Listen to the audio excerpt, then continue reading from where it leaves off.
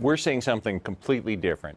The U.S. economy, U.S. companies that are selling goods and services primarily to U.S. purchasers is booming. 13% profit growth based on actual results for October and November, fourth quarter this year over fourth quarter last year. I think we're seeing a bifurcation in international versus U.S. performance. FedEx, Apple, both disappointing on international operations. I think we're seeing a very, very strong U.S. economy, and I think the U.S. operations of multinational companies are also going to report very, very strong.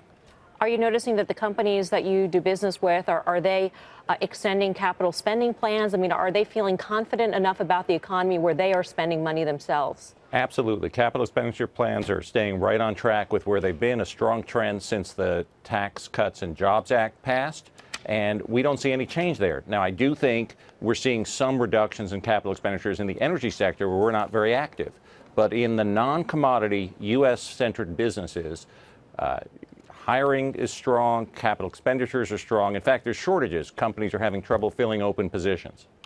When you sit back and take a look at the indices and how they have been performing, do you think that the markets are just completely overreacting to a few high-profile earnings warnings? It seems that way, and I think if you tie that together with the comments about Jay Powell and interest rates, it's a little bit confusing because really the only circumstance that justifies no increases in rates is bad economic news. The economic news, Steve Leisman hit it right on the head at the top of the hour.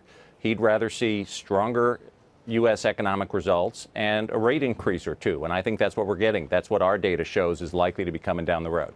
Are companies preparing for the likelihood, the eventual likelihood that rates will be rising? They're preparing some. I think everyone has been lulled into 10 years of complacency here. And we have real interest rates that are approximately zero in an economy that's doing very, very well. I think that the general market concern about the Fed raising rates and short-term rates going up is interesting in and of itself. 2.2% core inflation, 2.5% Fed funds rate, that's not high. That's low by historical standards.